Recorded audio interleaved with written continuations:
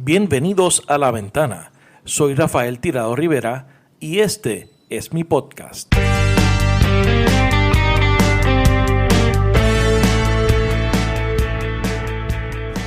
Queridos habitantes de nuestra tierra, asumo hoy con humildad, con conciencia de las dificultades, el mandato que ustedes me han confiado.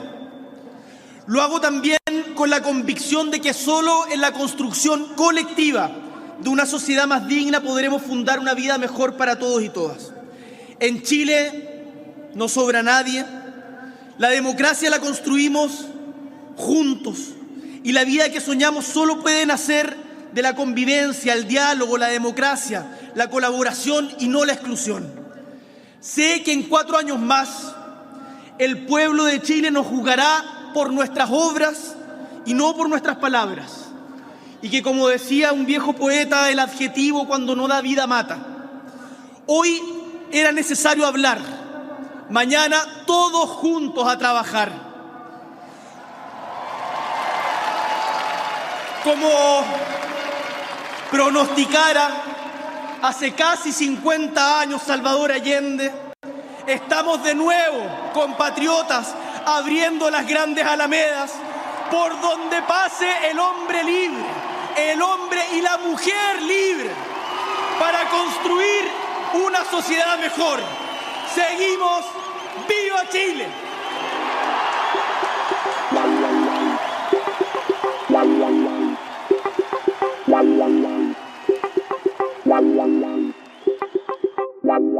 Ese era el nuevo presidente de Chile, Gabriel Boric, al finalizar su primer discurso a la nación desde el Palacio de la Moneda en Santiago.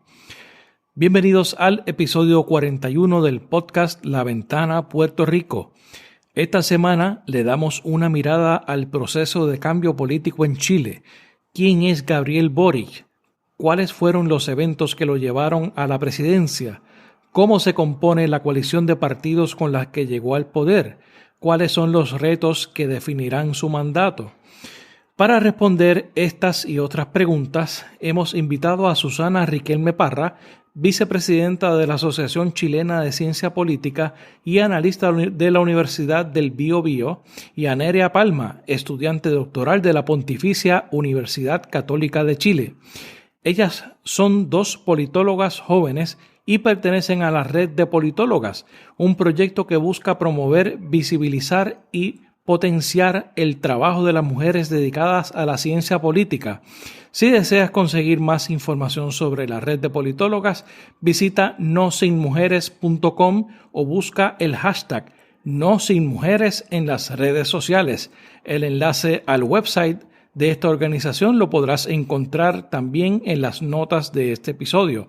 Ambas invitadas encarnan el cambio político que vive Chile y nos ayudarán a navegar las distintas etapas del descontento social y ciertamente de esperanza que representa la llegada de Gabriel Boric al poder, el presidente más joven en la historia de Chile, con apenas 36 años de edad, que proviene de los movimientos estudiantiles y que es el presidente electo con la mayor cantidad de votos emitidos desde el regreso de la democracia a ese hermano país. Boric representa también un nuevo, diferente y refrescante modelo para la izquierda latinoamericana que trasciende las figuras de Fidel Castro, Hugo Chávez, Nicolás Maduro o Daniel Ortega. Representa una visión distinta del mundo desde la izquierda, pero sobre todo moderna, con un proyecto político anclado en la democracia, la descentralización, el ecologismo, el feminismo y que pretende alcanzar una sociedad más igualitaria y con menos desigualdades. La Ventana Puerto Rico está disponible en donde quiera que escuches podcast, así que suscríbete para que recibas las notificaciones de los nuevos episodios que se publican los viernes. Deja tu review y dale 5 estrellas en la aplicación de Apple Podcast para llegar a más personas. También todos los episodios del 4º ciclo del podcast La Ventana están disponibles a través de informalpr.com. informalpr.com. Si le das like a mi página de Facebook o te suscribes a mi canal de YouTube, podrás ver los videos de las entrevistas a partir del jueves en la noche. Sígueme en las redes sociales, búscame como Rafael Tirado Rivera en Facebook, en Twitter, en YouTube y en Instagram. Y por último, suscríbete a nuestro nuevo canal de Telegram. El enlace está en las notas de este episodio, al igual que los enlaces a mis redes sociales. Así que ahora los dejo con la entrevista a Susana Riquelme Parra y Nerea Palma. Susana Riquelme, Nerea Palma, bienvenidas a La Ventana. Hola Rafael, hola Julia, ¿cómo estás? Gracias por la invitación, un gusto. No, sí, muchas gracias. Un placer tenerlas de invitadas en el podcast y gracias también por el tiempo que tomaron para coordinar todo esto, toda la conversación, ya que obviamente el tema de Chile está muy interesante y hay muchas cosas pasando en el ambiente. Yo espero que sea una conversación interesante. Pero antes me gustaría comenzar porque nos digan, se presenten, qué es lo que ustedes hacen. Vamos a empezar contigo, Susana. Bien, gracias Rafael. Bueno, yo, como tú comentaste, ¿cierto? Soy Susana Riquelme Parra, vivo acá en la región del Biobío, en Concepción, iniciando el sur de Chile. Bueno, trabajo en la Universidad del Biobío, soy analista de acá de la universidad. También colaboro como docente en la Universidad de Concepción en la carrera de Administración Pública y Ciencia Política. Estoy en periodo de doctorado también, igual estamos en la misma. Las dos están en el mismo proceso. Sí. Estoy en proceso de elaboración, ¿cierto? De trabajo de la tesis. ¿En qué es tu doctorado? ¿En qué tu disertación? En política y gestión de la educación superior, y estoy estudiando en particular las políticas de inclusión y equidad de género en las universidades del Cono Sur de Latinoamérica. Qué bien. Así que, bueno, coinciden los gobiernos también en la configuración de estas políticas. Bueno, ahí estamos en ese proceso de investigación que ha sido bien interesante. Eso, en resumen, estudié un magíster en política y gobierno en la Universidad de Concepción también y de formación base, digamos, soy administradora pública convención en ciencia política. Participo en la red de politólogas, soy parte de la Asociación Chilena de Ciencia Política y ahí estoy en varias redes y acciones que desde las regiones también podemos aportar, porque también esa es una de las cosas que quizás vamos a discutir hoy día dentro de los problemas que tenemos en Chile, el centralismo. Entonces, estoy contenta de poder tener este espacio, poder también aportar con una mirada desde el Biobío. Sí, eso es importante. No, eso es importante lo que tú traes sobre el central, y yo creo que ese es un problema que tenemos de la visión latinoamericana, ¿verdad? De la forma en que opera el gobierno. Me imagino que muchas de las cosas que pasan en Chile se quedan solamente en Santiago, no bajan al resto del país, no se expanden al resto del país. Lo mismo muchas veces pasa aquí en Puerto Rico, a pesar de que somos mucho más pequeños en términos de extensión territorial. Y esos temas son importantes dialogarlos. Y entonces tú, Nerea, cuéntanos, háblanos de qué estás haciendo. Tú también estás haciendo doctorado, la disertación, etcétera, etcétera. Sí, exactamente. Bueno, yo soy cientista política de base, digamos, de pregrado. Estudié acá en Santiago en la Universidad Diego Portales y ahora estoy haciendo el doctorado en ciencia política, pero con mención en política comparada y métodos de investigación de la Universidad Católica de Chile. En la Católica, la famosa por el equipo de fútbol. No, pero el equipo de fútbol en verdad, yo creo que el más famoso internacionalmente es la Universidad de Chile, pero eso lo podemos discutir en otro espacio. O sea, no me digas que eres hincha de la Universidad de Chile, no de la Católica. Sí, absolutamente. Wow. Sí, ¿sabes? Yo 100%. Soy fanático del fútbol. Obviamente, si me siguen, empiezan a seguir en Twitter, la mitad de mi feed es sobre el tema de fútbol. Y de los primeros equipos que yo empecé a seguir eran chilenos, especialmente Colo-Colo. Ah, no, estamos mal. Me voy Ahí del está la rivalidad. Sí. No, pero igual, a decir verdad, la Universidad de Chile, la U, como le decimos acá, han dado bastante mal los últimos 5 años, entonces ha sido Tal vez un poco más. puro sufrir. Puro sufrir. Puro sufrimiento. Sí, sí. ¿Y tu disertación en qué área es? Sí, es muy insertado en política comparada.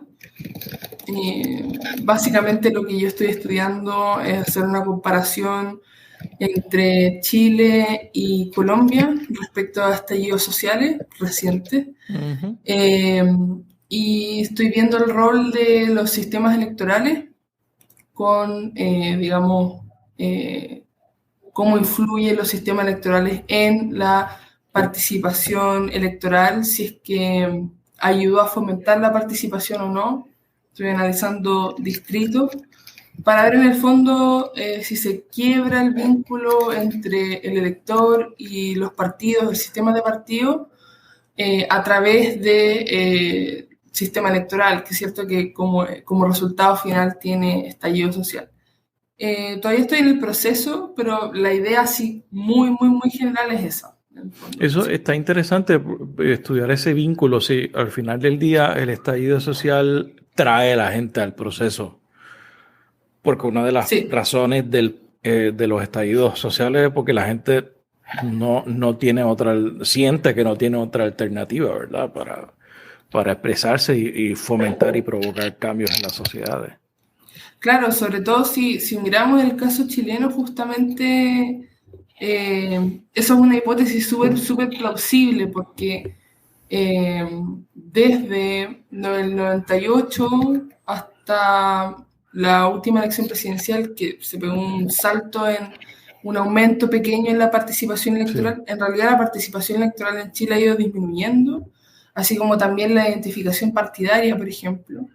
Y la desconfianza en instituciones políticas. Entonces, tenemos este relato, ¿cierto? Por un lado, y por otro lado, desde el 2006 en adelante, los movimientos sociales y las protestas han ido aumentando de manera súper importante y marcando la agenda política. Entonces, lo que tenemos, ¿cierto?, es de alguna u otra manera un éxodo, ¿cierto?, desde la participación política institucional hacia la participación política no convencional, como le llama la literatura, o desde protestas y movimientos sociales, dicho como más informalmente.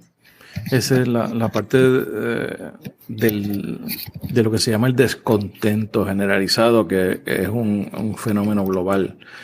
Claro. De que la gente, como hablábamos, hay una desilusión con el sistema, con las instituciones, con los partidos políticos tradicionales. Esas son cosas que se ven en Puerto Rico y obviamente también ciertamente se ven en Chile. De hecho, próximamente hay elecciones en Colombia, que esas también prometen estar interesantes y hay una expectativa de un posible giro a la izquierda también.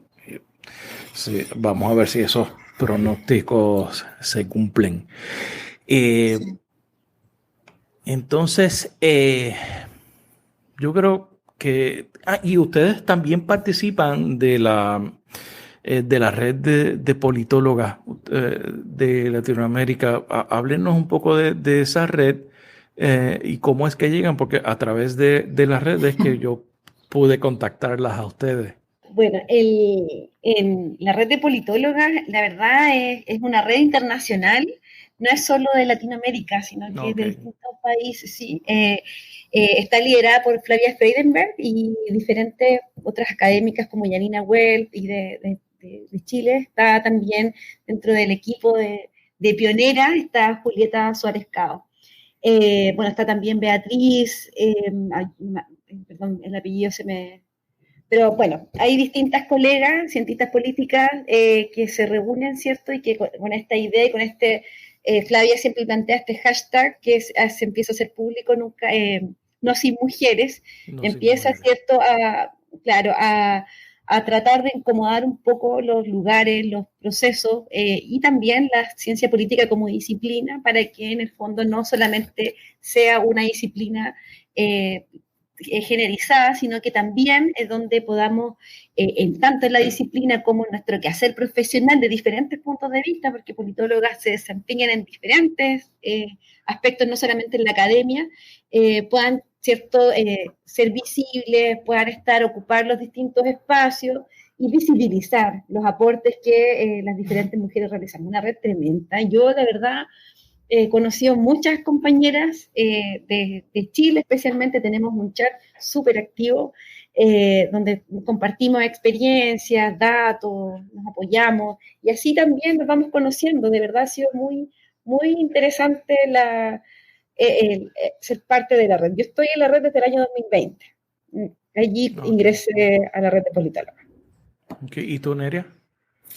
Sí, yo en realidad estoy en la red desde más reciente porque para llegar a la red, así como en términos formales, hay que llenar un formulario que está disponible en la página web de la red de politólogas, donde hay que poner todos los antecedentes, lo que estudiaste, ¿cierto? Tus títulos académicos, tus intereses de investigación, etc. Y uno de los requisitos es tener maestría, magíster. Okay. Entonces, el año pasado, recién el año pasado, tengo 28 años, recién el año pasado obtuve mi título de magíster de maestría, que es en la mitad del doctorado, después de que defiendes el proyecto de tesis y das los exámenes comprensivos, los COMPS, te dan tu título de magíster. Entonces pasaron un par de meses y me inscribí en la red de politólogas. También, por supuesto, había hablado con otras académicas que están en la red y que son parte de la Universidad Católica, como por ejemplo Julieta Suárez Cao, Valeria Palanza, Catherine Reyes también. Entonces había hablado con ellas y ellas me habían motivado a ser parte de la red. Pasa que faltaba, digamos, el magíster, que era un requisito, digamos, formal. Hay para que cumplir poder... con los requisitos, eso es importante. Exactamente. De hecho, una de las cosas que yo observé buscando, obviamente, recursos para invitar para discutir sobre este tema es que la mayoría que están de los que están en los medios son hombres. Y entonces yo dije, yo creo que una de las cosas que yo quiero hacer, de las cosas que quería hacer originalmente con el podcast, es también tratar de amplificar la voz de mujeres que participen en diferentes áreas de la vida política, social, económica, porque muchas veces los hombres dominan la discusión pública y eso es una de las cosas que me llamó la atención, que casi todos los analistas políticos, todos los que están en redes son hombres. Y entonces pues ahí fue que haciendo la búsqueda pues encontré la red y en la red le doy muchas gracias a Julieta, me parece que fue la persona que nos puso en contacto y entonces llegamos y yo creo que eso entonces hace una labor excelente para amplificar esas voces y ya hablamos para seguir cooperando en el futuro, así que espero que sea positivo. Me parece que la pasada elección, ahora yendo un poco más directamente al tema, a los temas que vamos a tratar hoy, me parece que la pasada elección definitivamente fue una elección de cambio fundamental en Chile. Yo creo uno lo ve por la atención internacional que tuvo la alta, como tú dijiste, el aumento en la participación, ¿verdad? Que hubo especialmente en la segunda ronda en referencia a la primera. Y lo más interesante es que se rompió con los dos bloques tradicionales del centro derecha y la centro izquierda. chilena, que eran los partidos hegemónicos que siempre habían participado. Hubo una ruptura con esos partidos. Se elige a Gabriel Boric como presidente electo más joven de la historia. Él ahora hace poco cumplió 36 años. Es el que mayor cantidad de votos ha obtenido en la historia de Chile, de votos totales.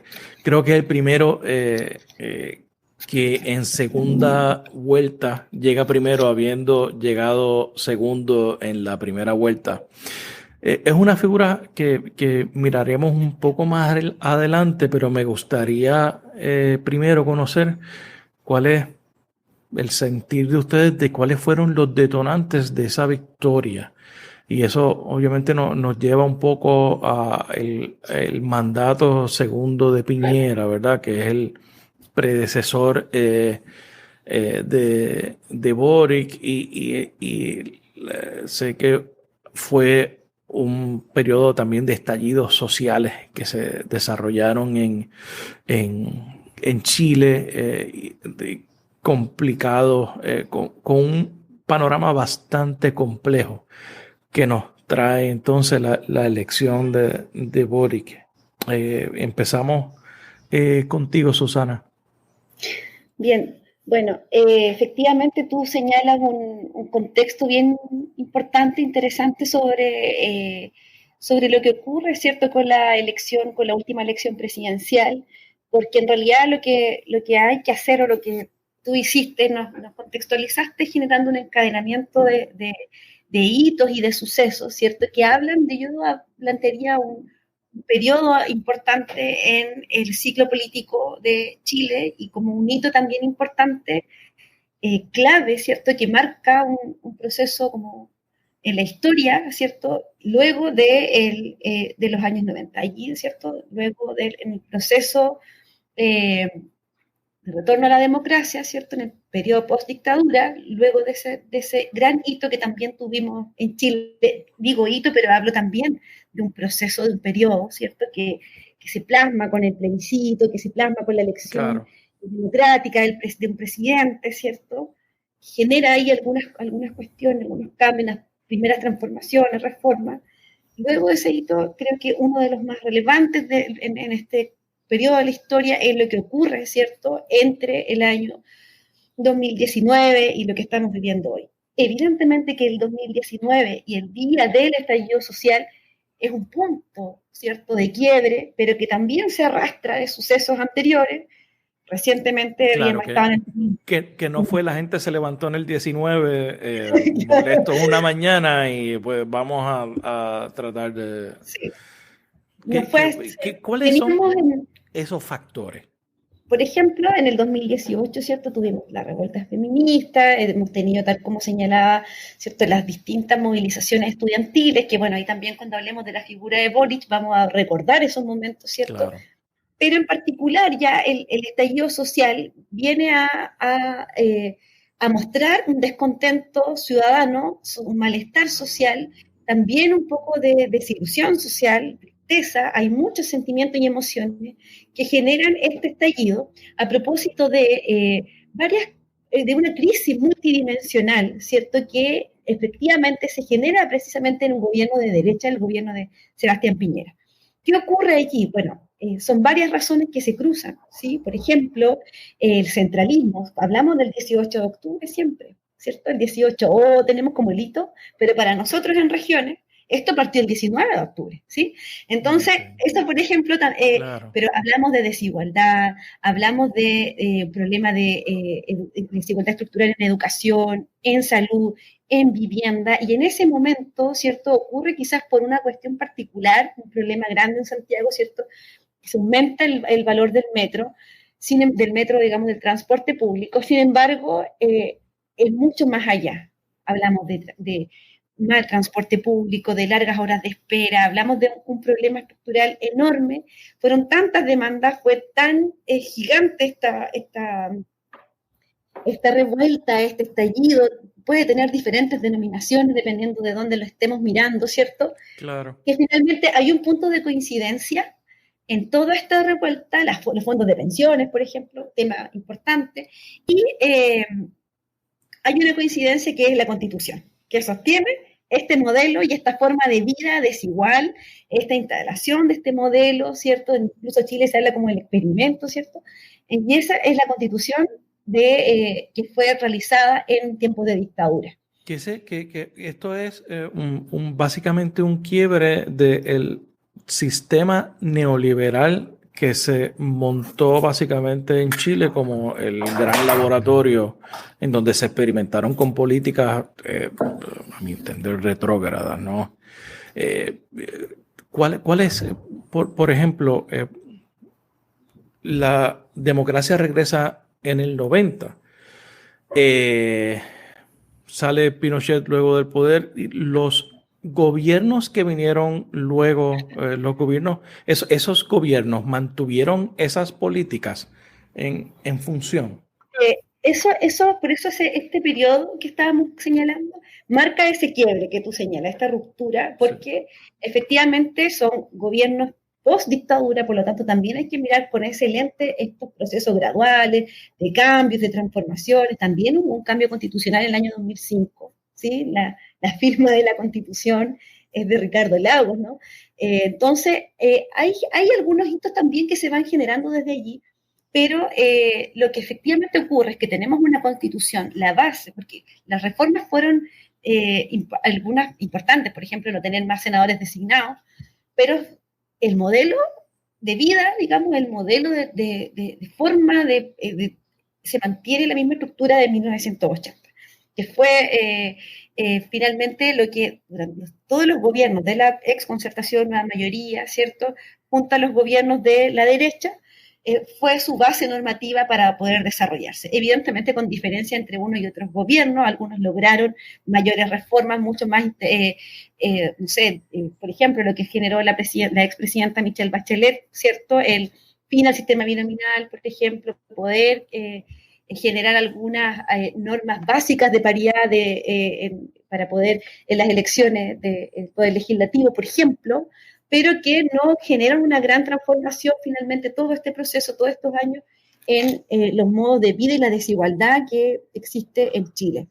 Y ese cambio genera, bueno, un antes y un después, podríamos señalarlo así, y de ahí en adelante, bueno, todo comienza a ser distinto. Tenemos plebiscito, tenemos elección histórica de gobernadores, que eso también viene desde antes, por supuesto, pero empezamos a tener todo y además tuvimos un año muy movido de elecciones, tuvimos bastantes elecciones en pandemia, ahí se generó un tema bien interesante, y efectivamente ocurre que las dos coaliciones que gobernaron Chile durante los últimos 30 años quedaron fuera de este mapa político, de las preferencias y de la ciudadanía. Tuvimos dos candidatos que pasaron a segunda vuelta que no representan en ningún caso a estos dos grandes conglomerados. Por una parte, Gabriel Boric, cierto que es una persona de izquierda, pero sin embargo socialdemócrata, sí, no de extrema izquierda. Yo creo que eso igual, Nerea también va tal vez quizás decir algo similar, porque a diferencia del otro candidato que sí era de extrema, se muestran como dos posiciones diferentes, no son equiparables en términos de cuando hablamos de extremo, entre comillas, pero sí, en lo que sí podríamos decir que hay algo que los caracteriza es que están fuera de las coaliciones que tuvieron durante este tiempo. Y eso también, bueno, tiene que ver con el mal manejo, quizá la poca valoración o la mala valoración que la ciudadanía tenía, por ejemplo, el gobierno de Sebastián Piñera, lo que señalaba, ¿cierto?, Nerea, un proceso de ya desconfianza enorme con las instituciones públicas, la sensación de desigualdad, los datos que constatan esa desigualdad, etcétera. O sea, eso más o menos es como la explicación previa de por qué tenemos este cambio en la configuración política que además se muestra en el Congreso, en la elección de convencionales constituyentes, por ejemplo. Ahí también se observa este cambio que podemos tener distintos análisis de si es positivo, negativo, cómo será a largo plazo, pero sí podemos decir que se constata esta transformación. Claro, porque por lo menos que hubo un cambio en ese proceso. Ahora la cosa es caminar, empezar a caminar otra vez para construir algo que yo creo que es lo que deben de hacer todos los gobiernos. Nerea, ¿quieres abundar sobre esto? Sí, por supuesto. A mí me parece que, y voy a partir con decir algo como potente, a mí me parece que cuando nos despertamos al día siguiente, entre el 19 y el 20 de octubre del 2019, Chile era un país diferente a cómo era antes de, o pongámosle algo más general, octubre del 2019. Y es increíble pensar que justo un tiempo antes, Sebastián Piñera había dicho que Chile era un oasis dentro de América Latina. Y él se refería, por supuesto, él apuntaba a cosas o aspectos económicos, en donde Chile efectivamente ha tenido un crecimiento económico sostenido en el tiempo, ha sido un país donde se ha invertido bastante y han entrado bastantes empresas internacionales, lo cual para un economista como él es valorable, ¿cierto? Pero esto generó, muchas personas se sintieron ofendidas, ¿cierto? Porque está diciendo que por un lado Chile es un oasis, pero por otro lado, la desigualdad que Chile hasta el día de hoy tiene es tremenda y es abismal, ¿cierto? Y justamente como Piñera representa una élite no solamente política, sino que económica, que también es importante recalcarlo, el mensaje llega aún más potente, ¿cierto? Eso por un lado. Entonces, tenemos un país que antes del 18 de octubre, visto internacionalmente, quería ser visto internacionalmente, sobre todo en el aspecto económico, como un oasis, y por lo mismo lo dice Piñera, el expresidente Piñera, ¿cierto? Pero que post 18 de octubre en adelante es un país donde estas desigualdades se hicieron muchísimo más patentes. Y lo que yo quisiera aportar es una mirada un poco más institucional, porque, bueno, me debo a mi formación súper institucionalista, ¿cierto? En donde estas demandas de la ciudadanía, porque alguien podría decir, chuta, ¿cómo estas demandas no salieron antes, ¿cierto? Y se canalizaron a través de los partidos políticos en las elecciones. ¿Cómo estos cambios que explotaron en el estallido social, estas demandas que se pedían, que explotaron en el estallido social y que hasta el día de hoy andan, digamos, súper en el aire de alguna manera, no se logran canalizar también, ¿cómo no se canalizaron antes? Y lo cierto es que en realidad desde la vuelta a la democracia no habían incentivos para que los partidos políticos tradicionales, estamos hablando de la coalición de la derecha, centro-derecha, que era la alianza antiguamente, y la de centro-izquierda, denominada izquierda, ¿cierto? Autodenominada izquierda, la coalición de la concertación, dominaron, ¿cierto?, el sistema político durante años, y el sistema electoral binominal los favorecía, en desmedro de fuerzas políticas que fueran o que no fueran parte de alguna de esas dos coaliciones. Entonces, el sistema electoral no incentivaba, ¿cierto?, que se canalizaran las demandas, porque por el diseño garantizaba que todos los distritos repartían 2 escaños, 2 asientos por distrito. Entonces, en casi todos los distritos lo que pasaba era que ganaba un asiento, ¿cierto?, la concertación, un asiento de la alianza, y eso hacía, ¿cierto?, que no se pusiera mucho esfuerzo en la competencia electoral, que no se canalizaran las demandas y, por tanto, un quiebre entre el electorado y los partidos políticos tradicionales, como son los que estaban contenidos en la alianza y en la concertación. Lo que terminó pasando para que el Frente Amplio, que es la gran coalición de la que es parte Gabriel Boric con su partido, Convergencia Social, lo que terminó pasando es que dentro del sistema electoral la concertación, en ese entonces ya no era mayoría, pero fundamentalmente era lo mismo, más el Partido Comunista, le cedió un cupo a partidos del Frente Amplio para que pudieran entrar al Congreso, ¿cierto? Y ahí, por ejemplo, entró Giorgio Jackson, que es otra de las figuras relevantes que ahora es, de hecho, ministro de Gabriel Boric, entró al Congreso. Entonces, el sistema electoral no lo permitía, la coalición Concertación le abrió un espacio al Frente Amplio, de hecho, estuvieron puestos en el gobierno de Michelle Bachelet, parte 2, ¿cierto?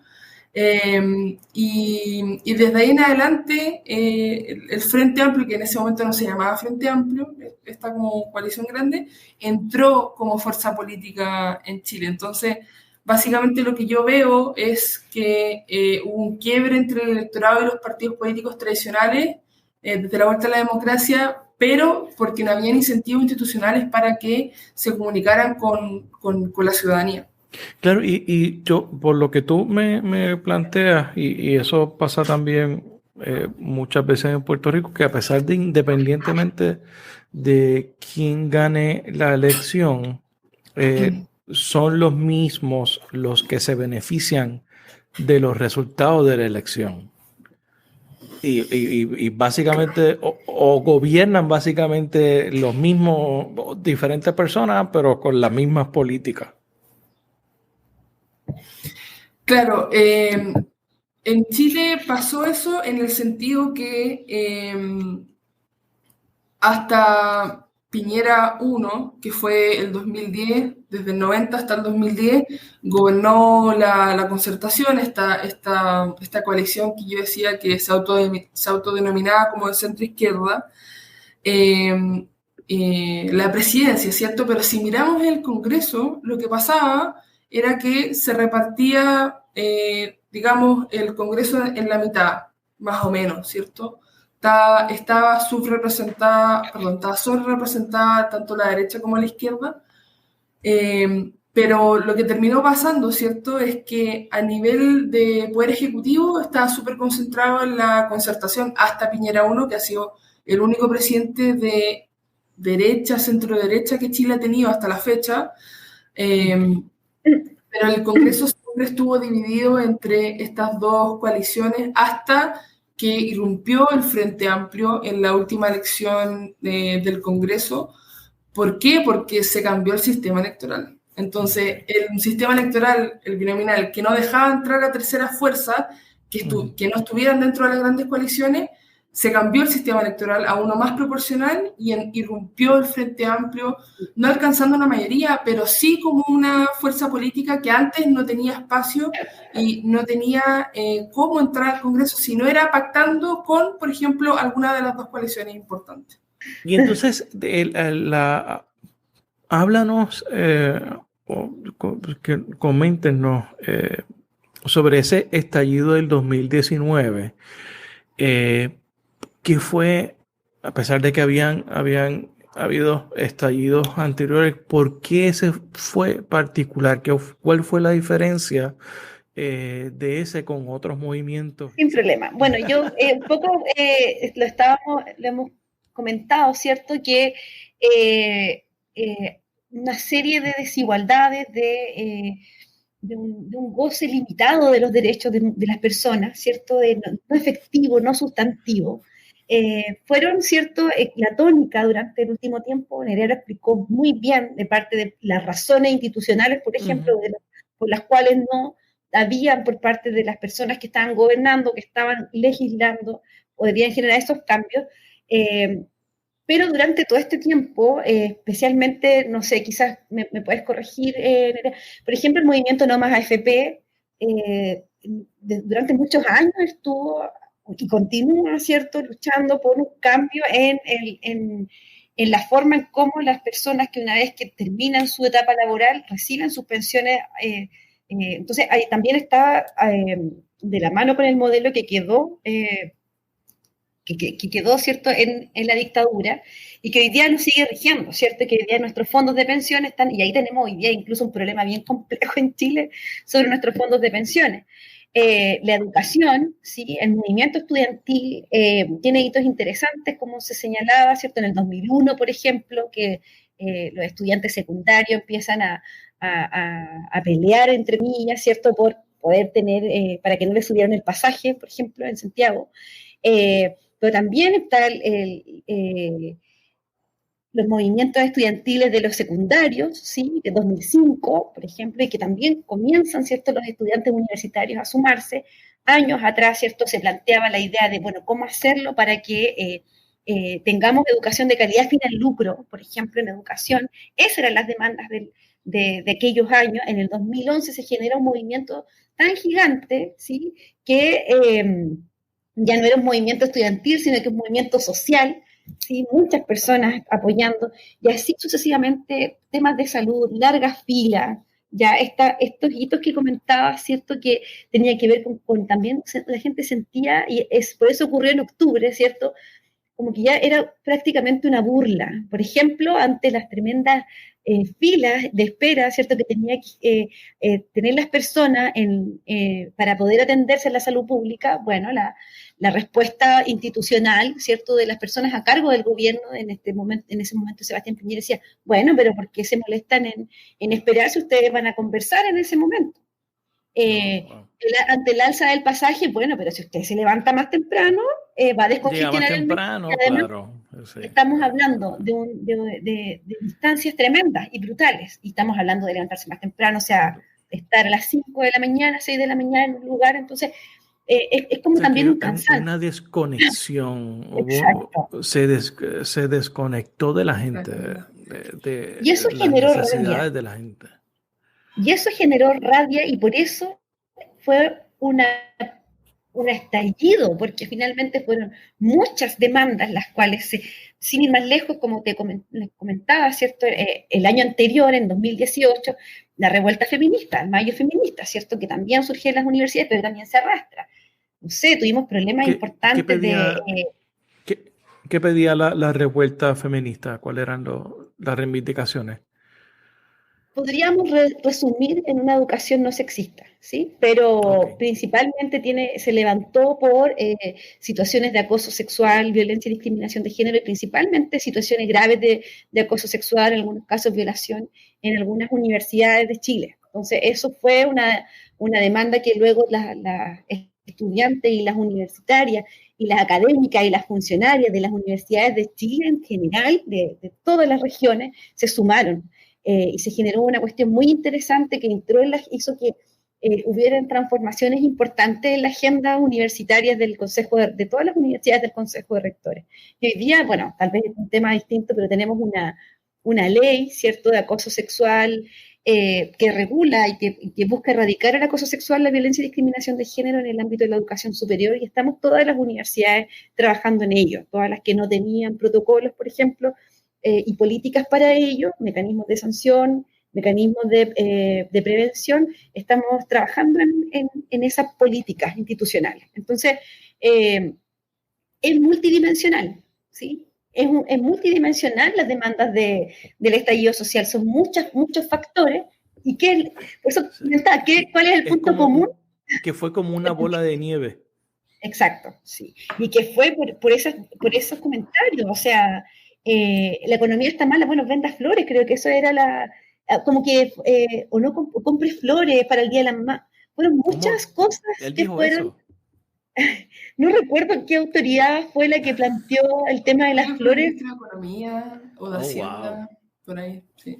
Entonces es como una burla a lo que viven las personas. O sea, cuando se plantea, no, mira, en realidad te puedes levantar mucho más temprano, o sea, estamos hablando de dejar a familias solas, a hijos que no tienen cómo llegar al colegio. O sea, es un problema estructural enorme. ¿Y qué ocurre? Bueno, ante esa rabia, ante ese descontento, porque igual subieron el precio del metro, estudiantes secundarios y secundarias saltan los torniquetes y se lanza. Que no necesariamente era por el aumento del metro, que probablemente si lo hubieran gatilló. aumentado hace 10 años no hubiera pasado nada, pero fue entonces el detonante Claro. para todo eso que estamos... Okay. Eso es muy parecido también en el 2019 nosotros tuvimos nuestro periodo de protestas que terminó con la renuncia del gobernador. Todo fue por un chat de Telegram que salió, se publicó. Pero la realidad es que no fue por el chat de Telegram. Yo creo que la gente venía arrastrando el coraje, especialmente después del huracán María, la forma en que se atendió la emergencia, la forma, los muertos que se negaron durante el proceso. Y reventó por lo que uno menos imaginaba. Era por un chat que, decía barbaridades, pero no, por eso uno no saca un gobernante, ¿verdad? Por otras cosas que hay detrás de eso. ¿Quieres abundar algo, Nerea? Sí, insistir en el punto que mencionaba muy bien Susana de la desconexión entre la élite política, sobre todo, con la ciudadanía, ¿cierto? Como había dicho hace unos minutos, Piñera recién, antes del estallido social, había dicho que Chile era un oasis en América Latina. Entonces, cuando ocurre el estallido, ¿cierto? Que justamente son las razones que indica Susana, desigualdades que se mantuvieron en el tiempo y una también percepción de desigualdad de la ciudadanía súper alta también. Porque lo cierto y lo más curioso de todo, quizás, esto es un paréntesis a lo que iba a decir, es que nosotros vemos, por ejemplo, el Gini, que es un indicador de desigualdad del banco, si lo vemos en el Banco Central en Chile, la desigualdad ha ido disminuyendo con el tiempo. Lo que pasa es que todavía sigue alta, ¿cierto? Eso es un problema grave. Entonces hay una percepción de desigualdad súper alta, a pesar de que ha ido bajando. Porque hay gente que todavía, a pesar de esos avances, todavía hay mucha gente que se queda atrás. Exactamente. Está muy concentrada la riqueza en Chile. Y obviamente que con las declaraciones de personas del gobierno de Sebastián Piñera, esto, digamos, explotó con todas las desigualdades que se habían arrastrado durante años en Chile. Y es por esa razón que, por ejemplo, con el movimiento estudiantil del 2006, sobre todo con el 2011, que como decía Susana, fue el más grande que hemos visto, que se transformó en un movimiento social, no hubo un estallido propiamente tal, sino que todavía faltaba que se acumulara mucho más para que estallara y no pudiera salir de manera institucional todos estos conflictos. Nunca se canalizó y también es por la razón por la cual llegamos al estallido. Claro, y precisamente de ahí, de esa movilización del 2011, que no fue estallido como tal, pues, es que sale la figura de Gabriel Boric, que era una figura básicamente desconocida, era líder estudiantil. Sí. ¿Quién me quiere hacer por ahí más o menos la historia de cómo aparece en el panorama? Si quieren, puedo ahondar un poquitito en eso. Sí. Justamente, de hecho, el día que salió electo Boric, el día que fueron las elecciones de segunda vuelta, muchas personas reflexionaban tanto en redes sociales como si hablabas con personas conocidos, amigos, que era increíble que un líder estudiantil, pero no de 20, 30 años atrás, sino que estamos hablando del 2011. Del otro día. Exacto, ahora fuera presidente de Chile. Sí. Gabriel Boric era un dirigente estudiantil, no el único, también de esa época, estamos hablando alrededor del 2011, También habían otras figuras que hoy día están en su gobierno, como por ejemplo Giorgio Jackson. Hay un cuarteto. Sí, Sí.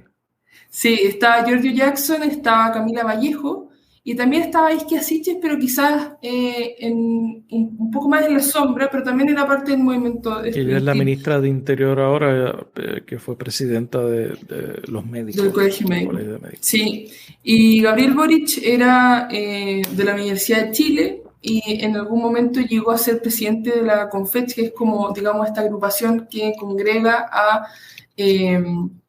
estudiantes universitarios, siempre como desde estudiantes universitarios en este caso en particular, porque el movimiento estudiantil del 2006 era de secundarios, o como le dicen acá, pingüinos, por cómo estaban vestidos. Okay. Y el 2011 más bien, digamos, universitario. Y ahí aparece la figura de Gabriel Boric, y quizás lo más curioso de todo es que la figura de Gabriel Boric no era tan popular como sí lo era la figura de Giorgio Jackson y la figura de Camila Vallejo, que ahora son parte del gobierno, pero que y no era el líder necesariamente, no era la persona más carismática. No necesariamente, era un líder importante, pero no era el rostro visible en el pic, digamos, del movimiento estudiantil, que fue el 2011, sino que sí lo era Giorgio Jackson y Camila Vallejo. Pero lo importante es que ellos tres entraron al Congreso y desde el Congreso empezaron a hacer su carrera política, digamos, más importante. Entonces, Gabriel Boric, Camila Vallejo y Giorgio Jackson entraron al Congreso como diputados, ¿cierto? Se mantuvieron los tres por 2 periodos y los tres decidieron estar solamente 2 periodos como diputados y apostar por la carrera presidencial detrás de la figura de Gabriel Boric para, sorpresivamente, y de manera muy sorpresiva, de todas formas, ganar la presidencia. Yo creo que ni ellos se lo esperaban antes de las primarias que hicieron dentro de la coalición de Gabriel Boric. Boric se enfrentó a un miembro del Partido Comunista, ¿correcto? Alcalde de Recoleta, sí, Daniel Jadwe. Okay. Sí, exactamente. En la primaria. ¿Cómo se conformó esa coalición? Esta coalición es nueva, es reciente, claro. No es una coalición que tiene una trayectoria como la tiene la exconcertación, que después era Nueva Mayoría, o la derecha, que ha cambiado de nombre desde Alianza por Chile hasta Chile Vamos, por ejemplo. Es reciente y es una coalición que es media extraña porque dentro de la coalición, que sería el Partido Comunista, ¿cierto? Hay una coalición además dentro, que es el Frente Amplio, que tiene otros partidos más pequeños dentro. Una coalición dentro de la coalición misma. Exacto. Entre ellos Convergencia Social, que es el partido del presidente, pero también hay otro partido importante como Revolución Democrática, que es el partido de Giorgio Jackson, ¿cierto? Y hay otros partidos más pequeños dentro, como Comunes, también ha estado muy en boga el Partido Comunes, pero son partidos más bien pequeños, no son partidos como, por ejemplo, con la tradición del Partido Comunista, ¿cierto? Son partidos más pequeños que se congregan en esta coalición grande, un poco más grande, que se llama Frente Amplio. Y nació simplemente porque el Frente Amplio se rehusaba a aliarse con la Nueva Mayoría, exconcertación, y encontró en el Partido Comunista un aliado que quizás no pensaron, no estaba dentro de las intenciones, pero que tenían algún tipo de congruencia programática mayor que con la exconcertación o Nueva Mayoría. Interesante. ¿Quieres añadir algo, Susana? Bueno, quizás añadir lo que ocurre con esta coalición sorpresiva, ¿cierto? Con esta nueva coalición que es bastante nueva, como señalaba, ¿cierto? Pero que es el proceso que viene de primaria y después de la elección misma, que en el fondo fue muy interesante lo que ocurrió con Gabriel Boric, bueno, con la coalición en particular, porque les fue muy bien en la primaria, o sea, digamos, en términos de cantidad de votantes para hacer una elección, ¿cierto? Que no participan muchas personas, de todas las candidaturas que estuvieron allí, de Apruebo Dignidad y de la derecha, ¿cierto? Porque esas dos coaliciones se sometieron a primaria. Gabriel Boric sacó el primer lugar en términos de votación individual y Apruebo Dignidad.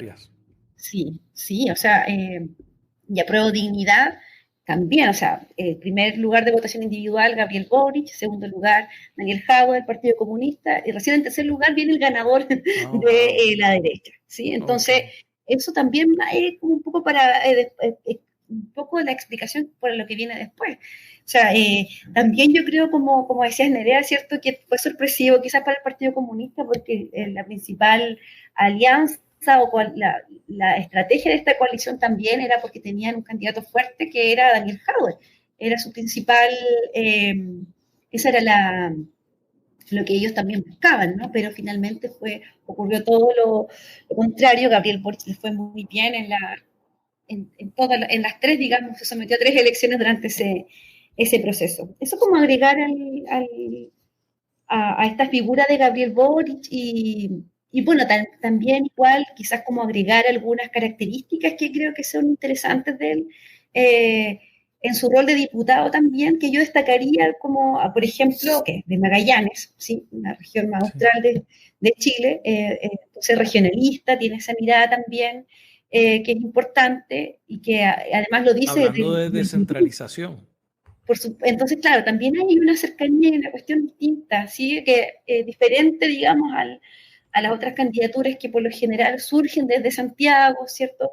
Entonces también allí yo agregaría eso. Y sabe, bueno, en términos como de su forma, quizás mientras fue diputado le ocurrieron algunas cuestiones complejas. Por ejemplo, cuando en pleno estallido social se firma el Acuerdo por la Paz, ¿ya? El 15 de noviembre del 2019, en pleno estallido social, ya estaba todo muy complicado en Chile. El Congreso se reúne, ¿cierto? Y se firma este Acuerdo por la Paz, que lo que busca es generar este plebiscito, ¿cierto?, para ver si que la ciudadanía quiere o no cambiar la Constitución. Ahí se genera este acuerdo que tiene algunas cuestiones que quedan, entre comillas, amarradas, como los 2/3, qué sé yo. Hay varias cosas que allí surgen y que personas de su propio sector político y el Partido Comunista no se hicieron parte, digamos, bueno, el Partido Comunista no se hizo parte de ese acuerdo, ¿sí? Y personas de su mismo sector político, no estoy segura aquí, puedo equivocarme en lo que voy a decir, si es que del mismo Congreso, porque también estaba la otra diputada, Catalina, se me olvidó estoy mala para el nombre. Pero, a mí me parece que él fue solo, básicamente. Sí, entonces firmó el Acuerdo por la Paz, fue muy criticado, sin embargo, sostuvo y mantuvo su postura. Y fue muy difícil, ¿ya? Yo creo que fue un momento muy tenso. Fue de madrugada, o sea, fue como bastante tenso. Lo firmó con convicción. Y eso finalmente ha generado este proceso, o sea, dentro de muchas otras cuestiones más, pero generó este proceso de cambio de constitución que estamos viviendo, ¿sí? O sea, eso, bueno, también le generó, por ejemplo, que en la calle le pasaron algunas cosas como más complicadas. O sea, hace poquito también de nuevo recibe una agresión por parte de una persona y él no se exacerba ante ese tipo de situaciones. Él se mantiene como tranquilo, convencido de lo que está haciendo y se muestra así. Entonces yo creo que eso también, en términos de características de la figura de Gabriel Boric, es interesante. Y además le agregaría dentro de lo interesante que ha sido esta elección y este proceso, es que en el 2011 estaba Piñera de presidente. Entonces este grupo de estudiantes se tuvo que enfrentar con ese gobierno y que después tuvo que ese gobierno entregarle el mando. De poder a esos estudiantes. Sí. Correcto, sí, que es una locura. Jamás hubiera uno pensado en apenas, qué sé yo, 10 años casi de eso. Yo creo que está el panorama completo que nos trajo hasta el momento de la elección de Boric. Pero se dice muchas veces que las campañas son poesía, y cuando uno va a gobernar ya tiene que trabajar con prosa, que son dos cosas diferentes. Ya lleva un mes, básicamente, de presidente, un mes y tantos días. Ha habido una baja en las encuestas que yo he visto que han salido recientemente. Por ejemplo, la aprobación de su labor está por un 40%, la desaprobación es un 50%, de una encuesta de CADEM que se hizo recientemente. Yo creo que hay unos puntos importantes que ha tenido que atender. Por ejemplo, obviamente la crisis económica, producto de la inflación, la salida de la pandemia, las tensiones en la frontera norte, tensiones con el pueblo, en la parte sur con el pueblo mapuche, un parlamento dividido, la constituyente. Yo creo que esas son básicamente los 5 retos inmediatos que tiene que enfrentar el gobierno, además de conformar un gobierno, ¿verdad? Dentro de esas circunstancias. Podemos ir uno por uno a ver el análisis de ustedes de la forma en que lo ha ido manejando. Vamos a comenzar con el tema económico, que sé que hay una discusión sobre las pensiones. Hay mucha preocupación sobre el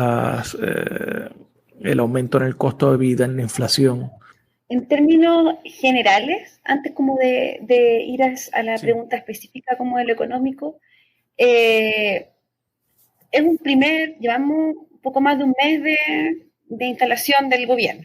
Entonces, en ese sentido, igual muchas veces. Y otra pregunta, otra cosa de discusión, o sea, podemos creerle a las encuestas en Chile. Eso ya. Que también es importante. Sí. Entonces, como dos cosas antes. O sea, el proceso de instalación de un gobierno que, tal como señalamos las dos, ¿cierto? Que es un gobierno nuevo, una coalición nueva que no había estado antes en el poder ejecutivo. Por toda instalación de un gobierno nuevo, de un equipo nuevo, tiene los ajustes y desajustes propios de ese proceso de instalación.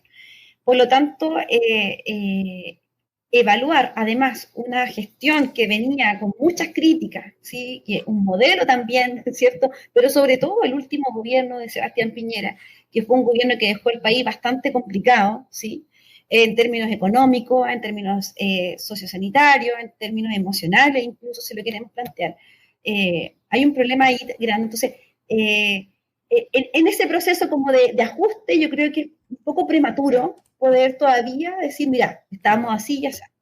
Sí creo que en este proceso de instalación se han dado ya no solamente, como tú decías, poesía o señales, sino que cuestiones concretas que van en función de lo que se prometió en campaña de gobierno. Algunas cuestiones en particular, por ejemplo, que se generó y que son transformaciones también súper importantes de la estructura del poder político en Chile, y que todavía no están legisladas como tal. O sea, esto no es obligación del presidente o de los gobiernos hacerlo. Por ejemplo, los gabinetes paritarios. Tenemos un gabinete donde hay más mujeres que hombres, y eso es primera vez en la historia de Chile.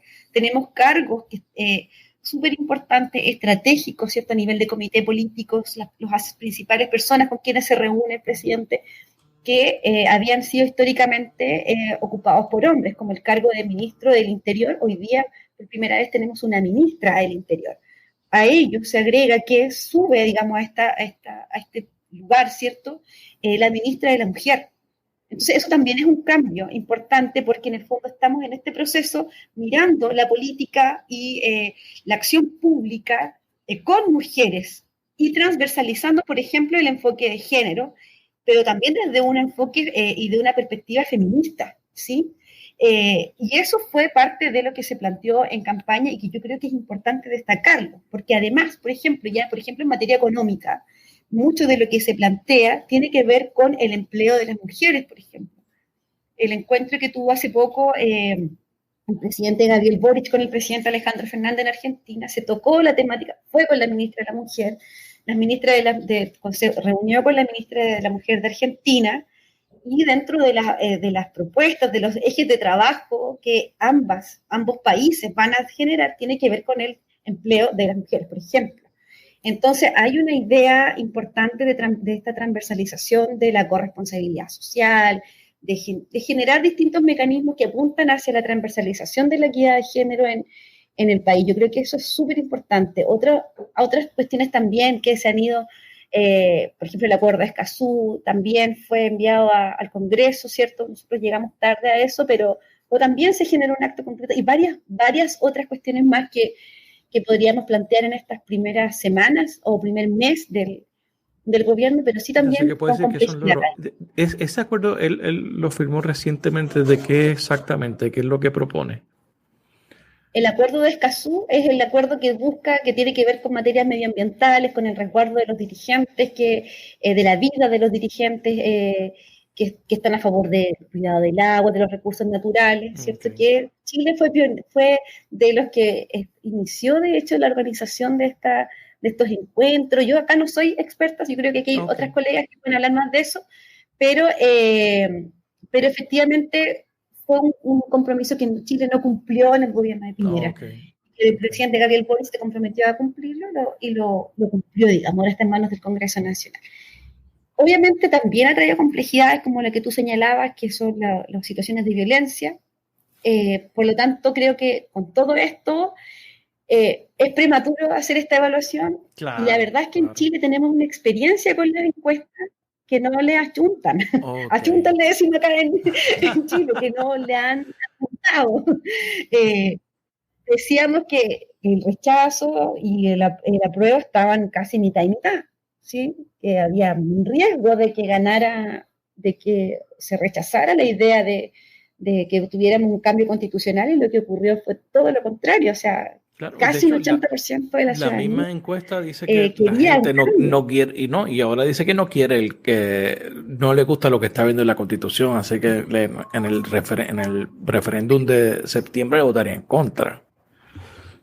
O están también en medio del proceso. Sí, o sea, ahí está un poco complejo. Yo creo que hay que tener ese ojo con el tema de las encuestas, cuáles son los fundamentos metodológicos que hay detrás, cuáles son los tipos de muestreo que se hacen, el tipo de preguntas que se hacen también.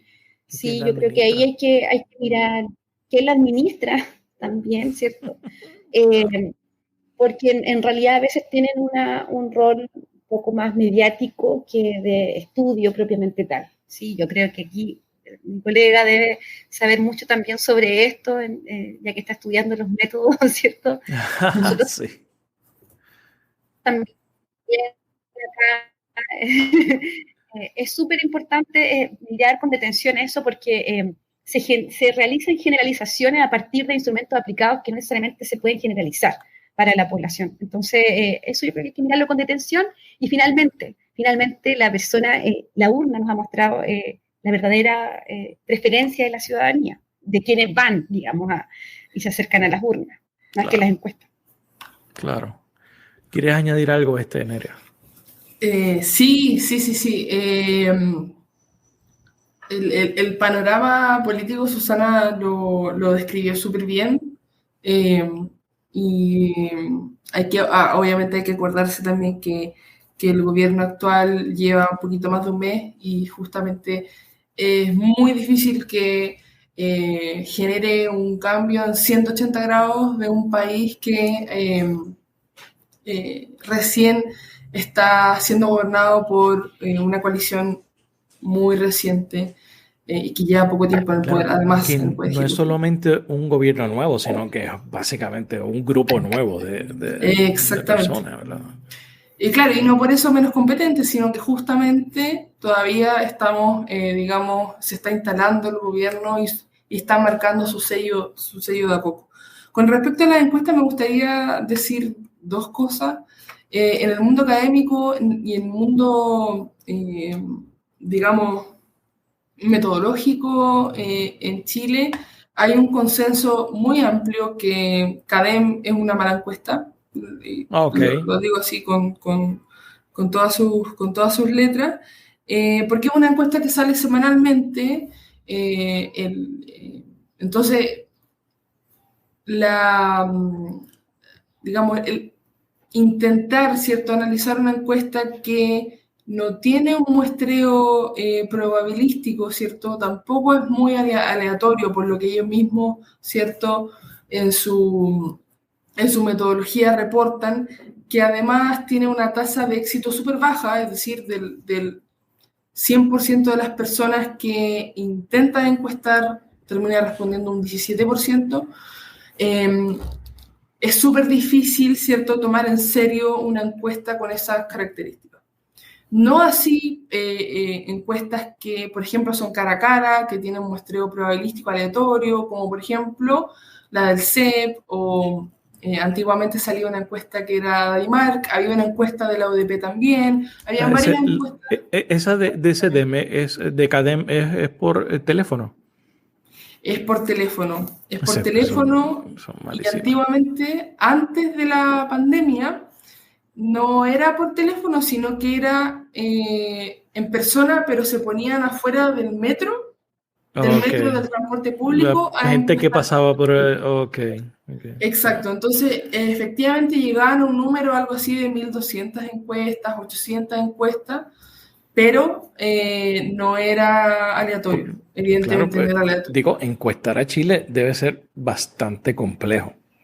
Exactamente. Entonces, en términos metodológicos hay un consenso en la academia que CADEM no es una buena encuesta. Sí, no, quizás no como encuesta, pero sí como algún tipo de termómetro ciudadano, entre comillas, de algunas cosas, pero incluso en el fraseo de algunas preguntas también ha sido largamente criticada. Entonces, metodológicamente, pero aún así, la encuesta académica sale en todos los medios y tiene una cobertura importantísima, ¿cierto? Bueno, le dieron espacio en el podcast del Washington Post hoy. O sea, que eso es lo que...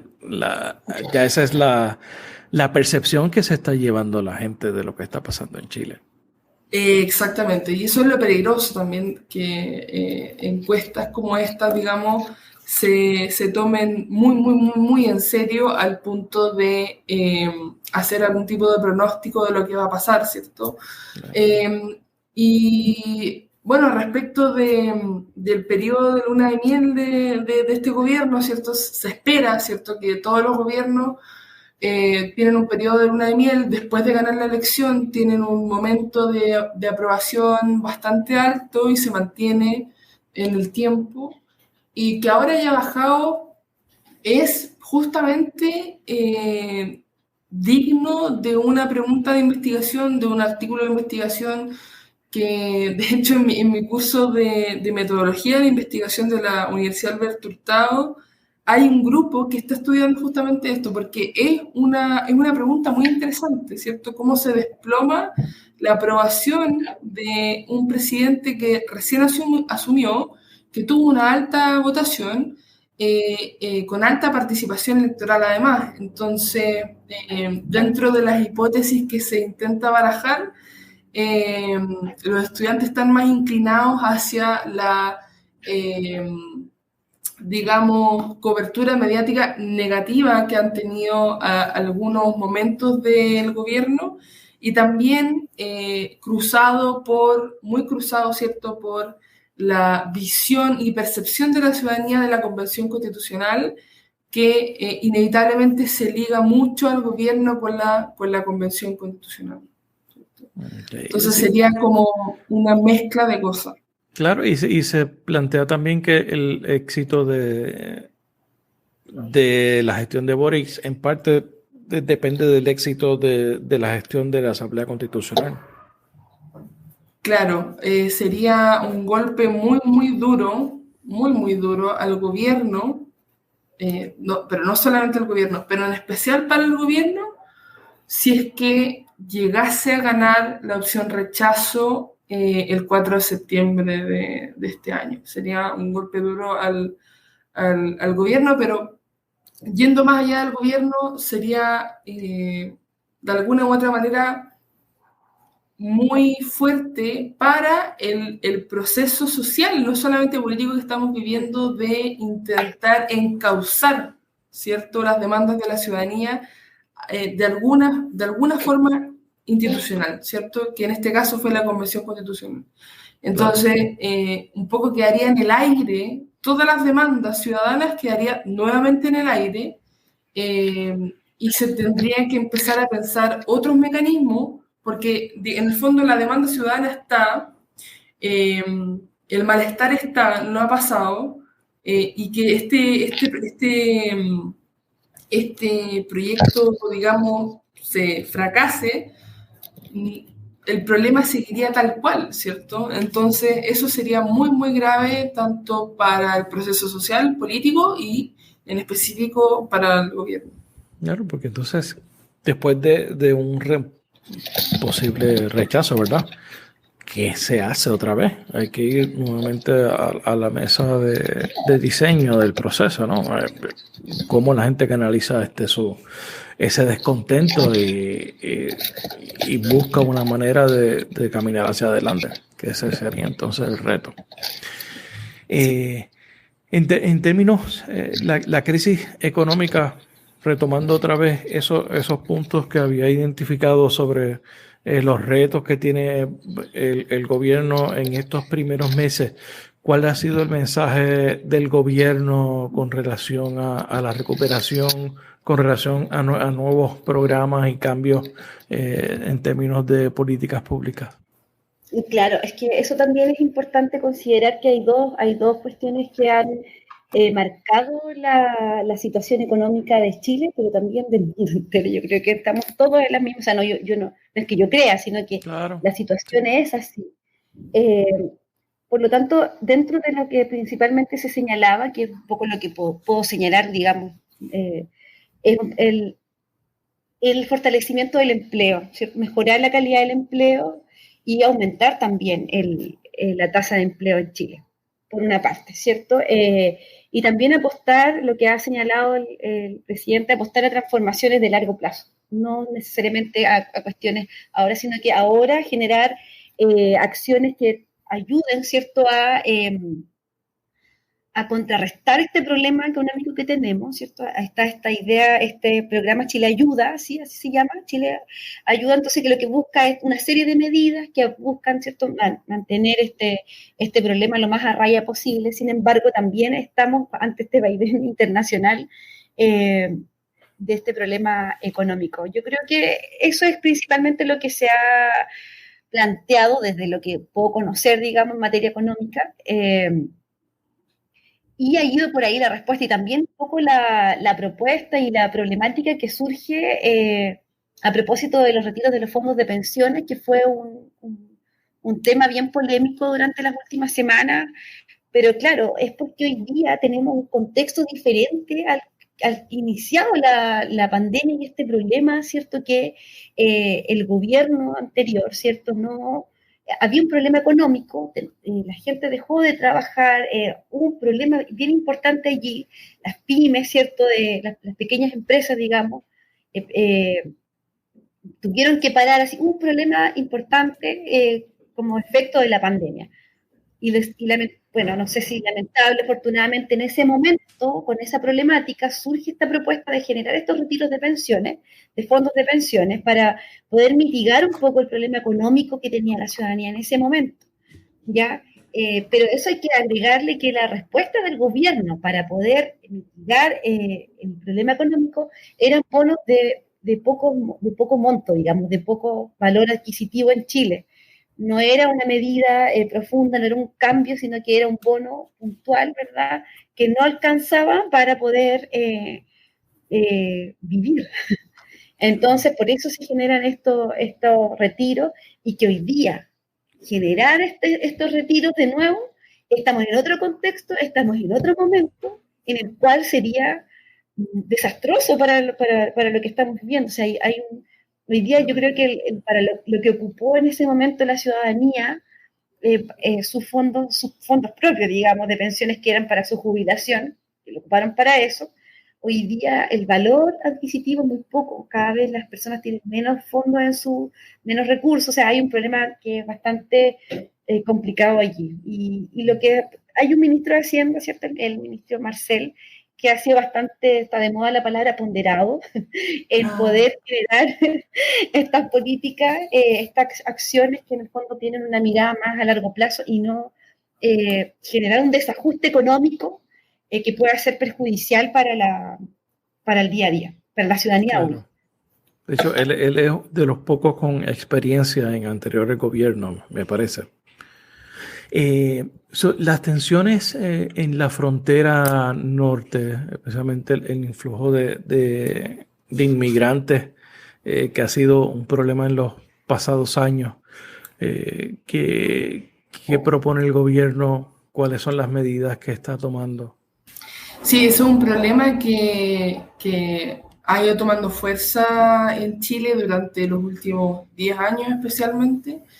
Sin ir más lejos, este verano hubo una crisis muy grande, con imágenes muy fuertes, sobre todo en el norte de Chile, en donde, por ejemplo, en Iquique, en la ciudad de Iquique, habían campamentos de personas que estaban viviendo en Chile. Algunas entraron por pasos fronterizos no autorizados, otras por pasos fronterizos sí autorizados, pero que desafortunadamente tenían que vivir en situación de calle, y ciudadanos de la ciudad de Iquique quemaron sus pertenencias porque no los querían ahí. Entonces estamos hablando de un nivel de conflicto que escaló muy rápido en los últimos 10 años. ¿Ya? Y este conflicto, el problema, ¿cierto?, es que ha sido, digamos, postergado por los gobiernos de los últimos años, porque la inmigración en Chile no es un porcentaje importante de la población. Estamos hablando todavía de cifras que no son de 2 dígitos, son cifras pequeñas, pero justamente hacen noticia, ¿cierto?, estas imágenes terribles que vemos, por ejemplo, en el norte del país, y que por lo mismo, ¿cierto?, explotó de nuevo por no hacerse cargo en su momento de estas temáticas, explotó, ¿cierto?, en el último tiempo, los últimos 2 años, más especialmente quizá de manera más mediática a principios de este año. Y, por ejemplo, cómo respondió el gobierno de Piñera, el gobierno saliente, fue simplemente dilatando la situación, llevando a fuerzas policiales también a la zona. Se declaró un estado de emergencia en esa zona. Se declaró militar. Un estado de emergencia, como también ocurrió al sur del país. Exacto. No por temas inmigratorios, sino que por problemas con, por ejemplo, comunas que tienen alta tasa de personas mapuche, que no son quienes han tenido necesariamente los problemas con la policía, sino otros grupos que están dentro de ese territorio. Entonces ha sido el tema de inmigración muy maltratado en Chile, muy postergado, donde no se le ha dado la importancia necesaria, que ahora viene a explotar, y un poco sobre la marcha de esta crisis hay que empezar, ¿cierto?, a tomar medidas más importantes. Este gobierno en particular viene desde otra óptica, ya no desde lo policial, desde lo militar, sino más bien a generar consenso, no solamente en inmigración, sino también, aprovecho de tocar el tema de la Araucanía, y más bien de diálogo. Y ese es digamos, el sello, la impronta que quiere generar este gobierno con estas temáticas, saliendo de la militarización, y, digamos, también del rol de las policías, ¿cierto?, en este tema. Entonces, el conflicto con el pueblo mapuche, que lo mencionaste ahora, Nerea o Susana, si quieres explicarlo, ¿qué es lo que está pasando? ¿Qué es lo que ocurre exactamente? ¿Cuáles son las peticiones del pueblo. Menciona Nerea que no necesariamente ellos son los que están actuando de forma violenta, que hay otros actores ¿Qué es lo que está pasando en esa zona? Mira, es un problema complejo. En política pública hablamos de cuando los problemas tienen muchas causas, tienen una raíz tan profunda, se habla de un problema maldito. Porque en el fondo es un problema que tendríamos que volver 500 años atrás para que dejara de ser un problema. Para evitar un problema. Exactamente. Tendríamos que volver a constituirnos como Estado-nación para que este problema eso no es posible. Sí. Eso ya no es posible. En ese sentido, es un problema histórico, un problema de tierras, ¿cierto? Es un problema que se vivencia no solo por una cuestión puntual, por eso lo que plantea Nerea, ¿cierto? Que no es un tema como que tiene una sola causa y que se ha ido trabajando y abordando desde una sola mirada, que es la mirada más punitiva, más de represión, ¿cierto? Pero en realidad es una temática que tiene que ver con las tierras, ¿sí? Con tierras, con territorio mapuche, ¿sí? Que durante todo este proceso histórico enorme hay una disputa, hay un conflicto en torno al uso de esto. A la facilidad que tuvieron también la industria forestal en poder entrar a este territorio y poder generar todo un tema ahí de tala, de ocupación, ¿cierto? De bosque nativo, por ejemplo, el cual hoy día también no solamente se agrega que hay un problema de disputa de tierra, sino que también se agrega un problema del agua, por ejemplo. Incluso en el sur de Chile estamos hablando de lugares y que no tienen agua producto de esta industria forestal que tiene grandes plantaciones de pino y eucaliptos que generan una degradación de la tierra tremenda y que hayan estas problemáticas de esta naturaleza. Entonces es un problema bastante grande. También hay un problema de pobreza en la región de la Araucanía, en la provincia de Arauco, de acá en la región del Biobío. El problema es multifactorial, es multidimensional, pero el problema del Estado chileno con el pueblo mapuche se arrastra desde muchos años atrás y hay también problemas de identidad, problemas de desconfianza, problemas de legitimidad de quiénes son las personas con quien hablar o no. Entonces es bastante complejo y difícil de abordar. Yo, de la conversación que estoy teniendo con ustedes, no sé si ustedes me pueden corregir, yo mirando de acá desde el Caribe, yo pienso que todavía no se ha superado la etapa de Pinochet, porque todos estos son problemas, crisis tras crisis heredada de esa época. ¿Eso es correcto?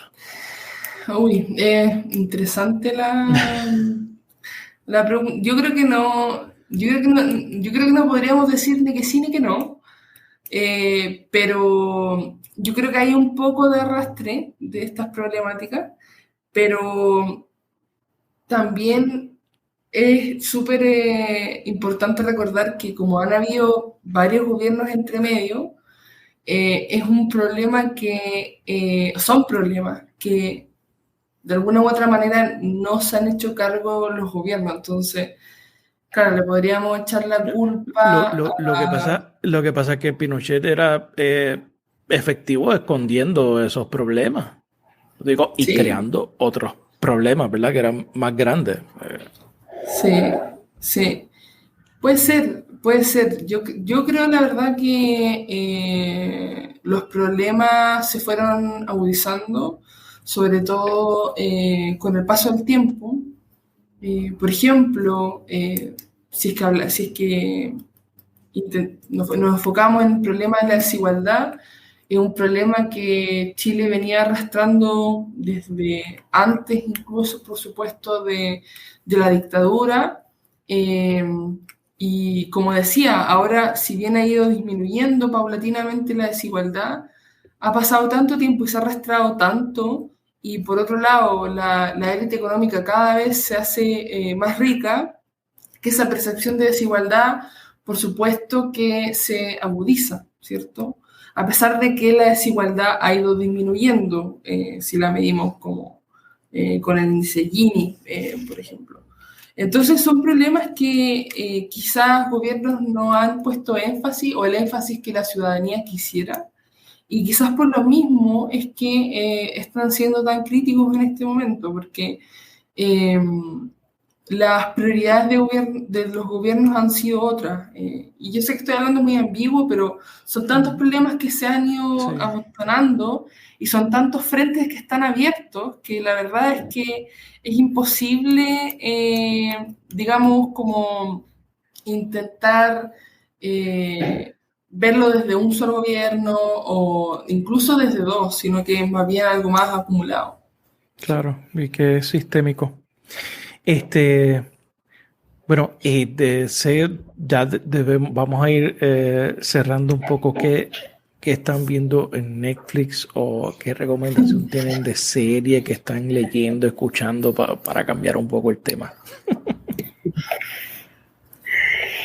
Bueno, yo tengo re poco tiempo para estar en Netflix, la verdad. Netflix me ve a mí. Me imagino que las dos están en el doctorado, así que no hay mucho tiempo para hacer nada. Sí, la verdad, pero estoy viendo Chernobyl en HBO, ¿sí? Muy buena, recomiendo súper buena. Y recomiendo Borgen, que pronto empieza la cuarta temporada acá en Chile. Estoy esperando esa temporada también, la vi muy buena. ¿Y tú, Nerea? Una de las cosas que quizás más me ha costado del doctorado es dejar como esa parte de la serie de lado. Igual me intento hacer el tiempo de ver, sobre todo con mi esposa, pero la última serie que vi y que recomiendo a ojos cerrados es Westworld de HBO Max. Muy buena. Es muy, muy, muy, muy buena. Y esa fue la última serie que vi y que vi a gusto, digamos, como algo para recomendar. Es muy intensa. También estoy intentando, pero es más difícil encontrar el tiempo para leer novelas, es aún más difícil. Pero la última novela que leí fue Beneath the Scarlet Sky, que es sobre la Segunda Guerra Mundial y cómo un héroe que efectivamente existió, italiano, cuenta cómo él vivió la invasión nazi a Italia. Muy livianito. Sí, es duro, es crudo, pero a mí me gustan todas las novelas históricas, entonces qué bien. Eso podría recomendar de lo último que he leído y que he visto. Bueno, ¿algo que quieran añadir? Agradecer a ti, Rafael, de todas maneras. Susana, sí, también agradecer la oportunidad de conversar, también de estar junto a Nerea, que no habíamos tenido la oportunidad de conocernos. También contigo, Rafael, por interesarte también en los temas, en lo que estaba sucediendo en Chile. Y obviamente que ahí uno no es experta en todos los temas, pero sí hay algunas aproximaciones que permiten tener el panorama. Así que agradecida también por esta conversación. Sí, muchísimas gracias, fue muy, muy grato, así que gracias a los dos también por hacer esta conversación tan amena y bueno, con Susana estamos en nuestra salsa hablando de nuestro país, así que muchas gracias por la invitación. Tremendo, a ver si regresan más adelante a ver cómo van las cosas y ojalá que todo salga bien. Bueno, Susana, Nerea, gracias por estar en La Ventana. Gracias. Gracias, Rafael. Que estén bien, cuídense. Gracias por escuchar este episodio de La Ventana. Sígueme en las redes sociales, búscame como Rafael Tirado Rivera en Facebook, en Twitter, en Instagram.